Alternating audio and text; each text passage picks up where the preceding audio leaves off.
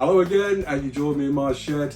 Some of you may already know, but I've started doing, well, I'm attempting to do tool restoration. I've been after one of these for a while. Now, I don't know if you're the same as me, but you try and look for a tool or a power tool, first of all, second hand or used. And I couldn't find one of these, so I'm looking around at the new, and I think this is the cheapest one out there. It's a 1 inch by 30 inch belt sander. I've been putting it off and putting it off, and I've decided to buy this brand. First time I've opened it, it cost $89.99 off Amazon. Let me show you.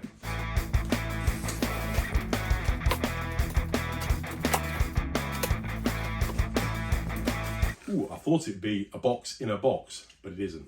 Okay, first thing, instructions. On the side for the moment.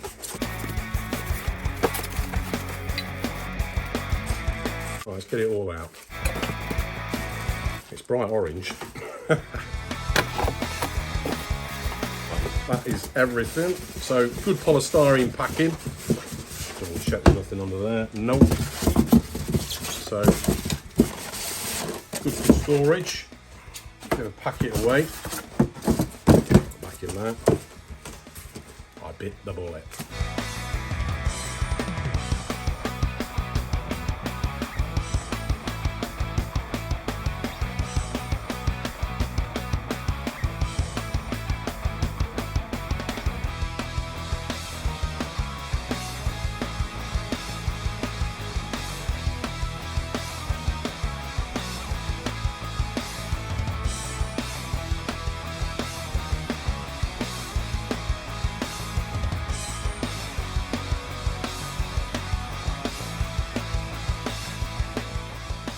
So this is everything that came with it. Instructions, if you're interested, model number 3500219, and it's Vonhaus or Vonhaus, made in China for Domu, D-O-M-U Brands Limited. Looks like, well, it's a Manchester postcode, as well as being a 1 inch by 30 inch belt sander, which is 25mm by 760mm. It's also got a disc sander at the end. Comes with a little table just here. So what else we got? Table for the belt sander.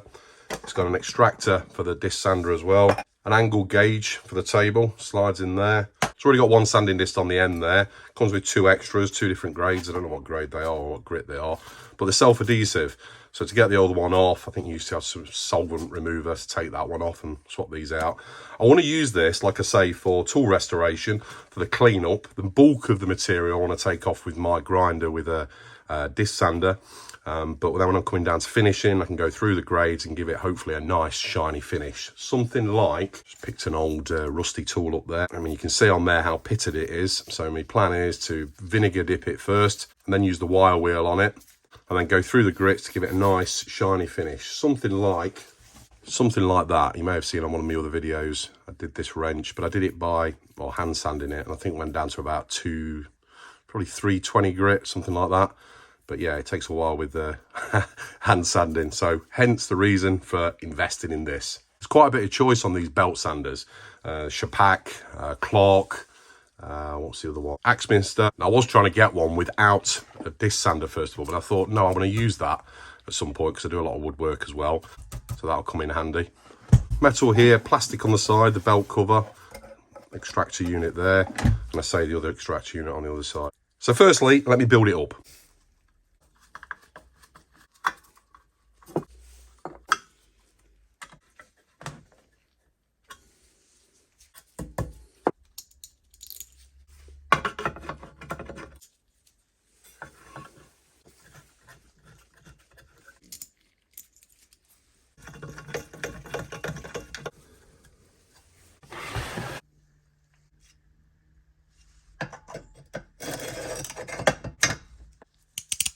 On this handle here, it's got like a quick release, so it locks in place. So because I think it's so difficult under there to get to it, it turns like that, push the button in, it just moves freely.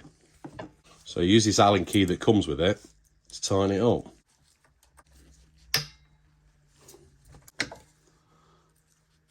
Interesting. So unlock, then lock. If you need to lock it off more, push that back, give it a little bit turn back, and then nip it up. That's locked in place. So there we go, all complete. I don't know if I mentioned, but it's got 1.8 meters of cable, 13 amp fuse plug. And I bought some extra belts, varying grades. I think these were, what was it, about £11 something off Amazon. One of the cheapest brands, but I thought I'd give it a try with these first, just see how it goes on. Jim at Tool Restoration, I think these are the ones you were talking about when you commented, but let's give them a whirl anyway. So it comes with a belt cover at the top, which can be removed. And I think the main reason for that is the sparks that could fly back in your face. We'll take this knob out. And there's 2 screws to release the belt protector at the side of the belt guard. So one just there. You don't need to undo it much, just a slight amount. A couple of turns. And then the whole thing slides off. And if you notice, so it can slot into underneath the side of the screws. The good thing about these screws as well, they get to a point and they don't come out any further, which is good. So it basically reminds you not to undo the screws completely. Vonhaus. And belt that came with it is 80 grit. It came with 240 grits and 120 grit as well. This table is adjustable as well to get the angle of the grind or the sand. I think what I need to do first is get a set square to get that angle, make sure it's perfectly straight. I may be taking the platen off there. I watched one of Scoutcrafter's videos actually where he mentioned that especially for rounded tools like these snips, you can actually flex the belt a lot more to get around the corners. For flat pieces, he uses a piece of wood just behind the back there, just to get the flat side of the whatever tool you're sanding or grinding or finishing. But that does flex quite a bit there, so for smaller tools, I could probably get in there and flex it slightly. But we'll see how it goes. I'm gonna leave everything on to start off with. I'm sure I'll do mods along the way, and this will probably be left off. We'll see how it goes. If I'm doing woodworking or wood sanding, then that'll come in real handy for the dust extraction. But I suspect a lot of the grinding material, the material is going to end up down here somewhere.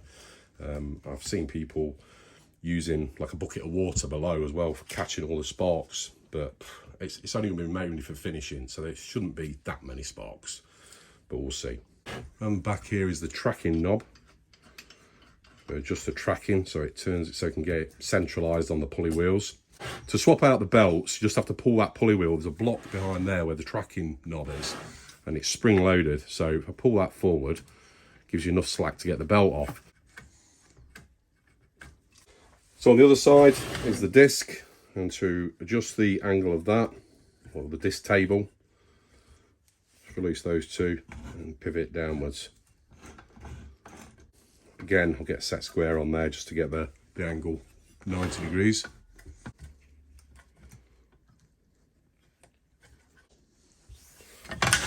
The same on the belt sander.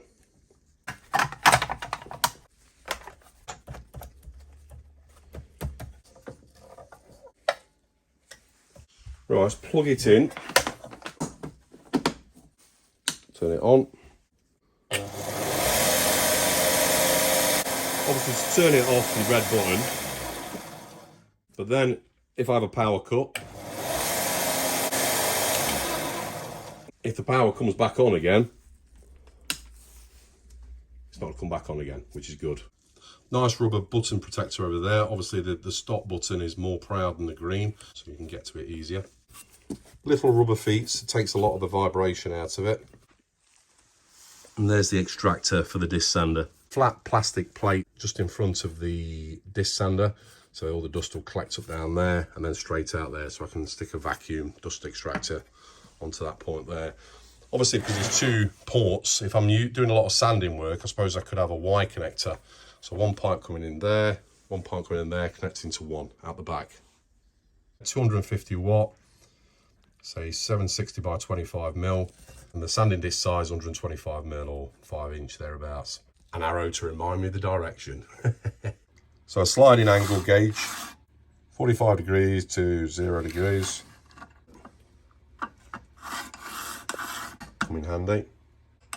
A little bit of wiggle in that. The table's cast aluminium. and the angle gauge for the disc sander table. The rear of the belt sander table, there is a stopper bolt just under there. This thing's really well made, nice finish, but I haven't used it yet. So I've never owned one of these before, so I'm going to play around with it, familiarise myself, get used to it. So take it from here, future Rob. This thing's fantastic!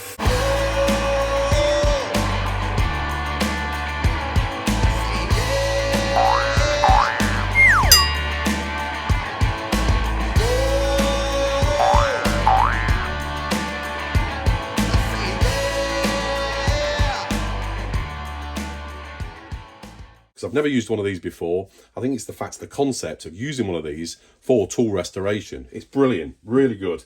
Well happy with it.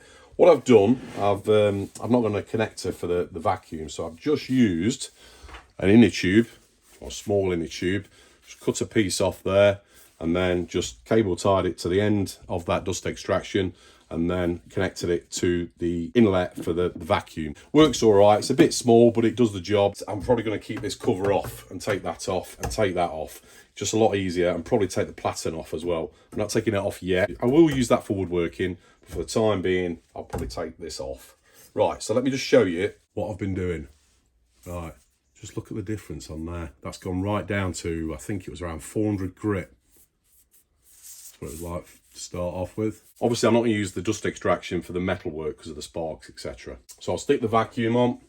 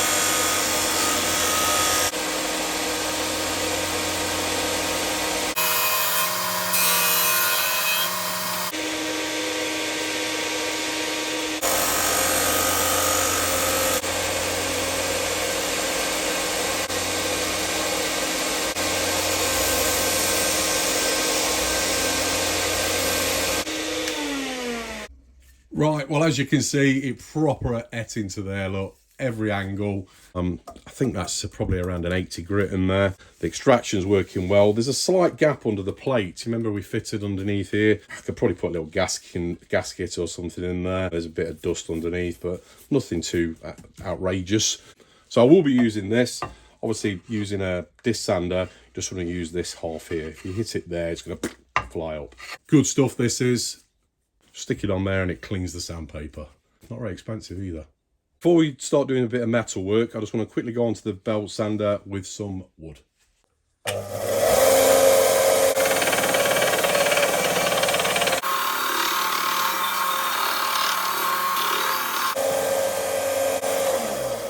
Right, well, I left the 400 grit in there, and that is so smooth. I mean, really smooth. Can't leave it on too long because it'll start burning because it's such a high grit, but that is really smooth. I can do some nice finishing with that.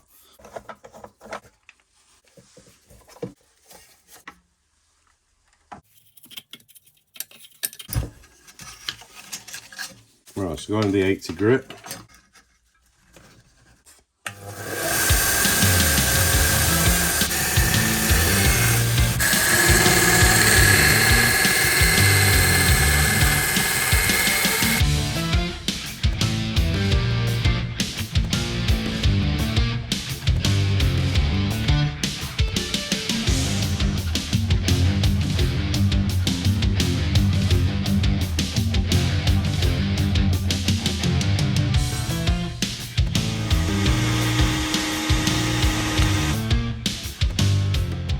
The main reason I got this, like I say, is to use it for metal work, doing old tool restoration. Look at this old chisel. Now, normally what I'd do is give this a wire wheel and then use the sanding disc on my grinder, but I think I'm going to go straight in just to see how good it is and then go through the grades.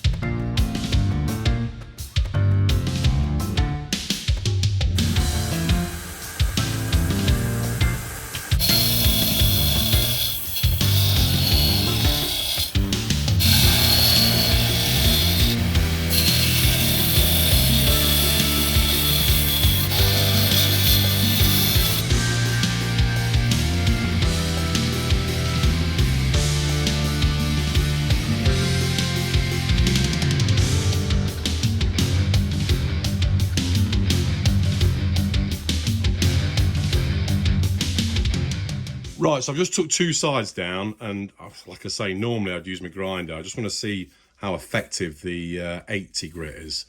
And I've left a few pitted marks there. I'm going to go up the grits now, but I just want to see how effective it is. If I was doing all my tool restoration with this, without that grinder, I think I'll be there for a month of Sundays. Just to get it down below the pit marks. But we'll leave them pits in there, and I'll just take it through the grits just to see and show you as well how it turns out. Go with a 120.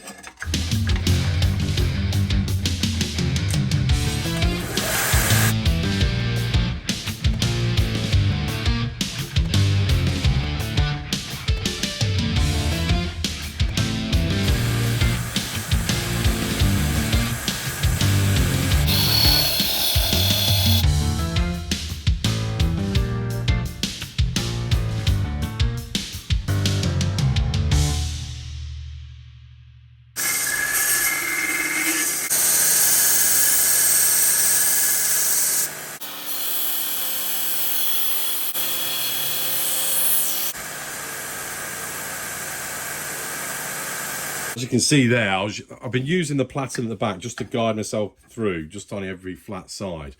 But even using the flexible bit of sandpaper there, it glides through really nicely. And again, as I mentioned, I'll probably be taking this platen off and then using a bit of wood at the back just to get the flat edges. Again, Scout, thanks for your advice. And if anyone wants to see a proper tutorial on one of these, then head over to Scoutcrafter's channel. Right, let's go to the 240 grit.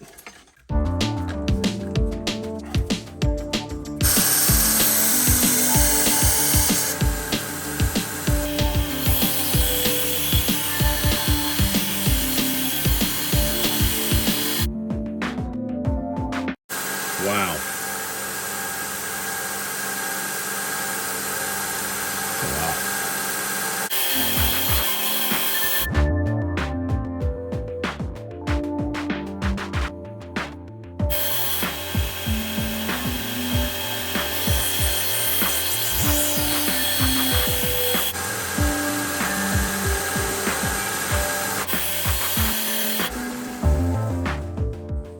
So that's 240 grit, and look at the shine on that. Amazing. Obviously it gets a lot hotter quicker.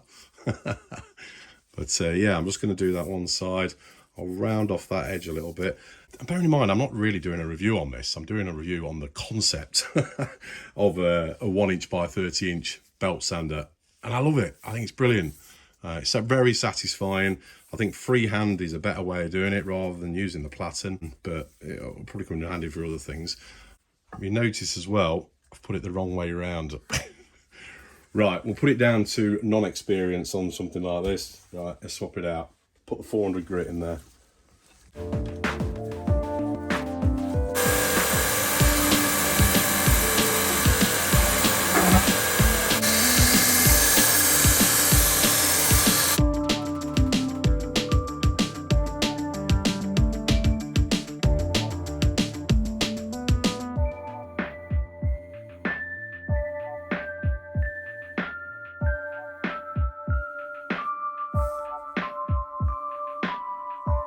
Let's give it a quick wipe down, bit of alcohol on that.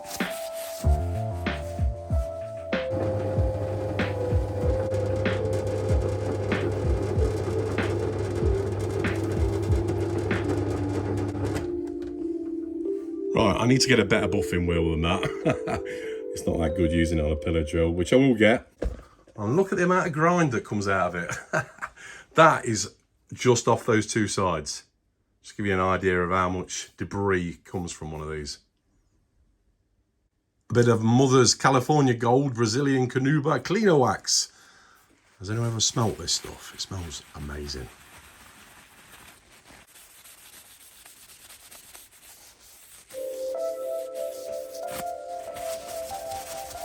So there you go, that's my first one. I think that looks fairly decent. A few striations in there, but there's going to be another video to come on this when I've really, well, not perfected it, but I've come a bit further.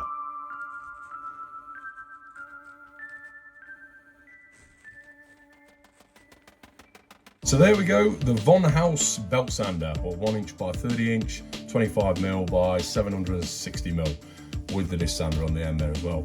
I love it. Never had an experience with one of these belt sanders before, so I can't compare it to anything else.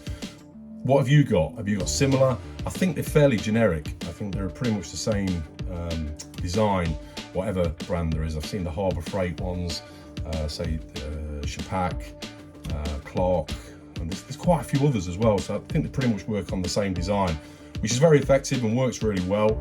The motor seems powerful enough for what I need it. It's not stalling, it's not slowing down.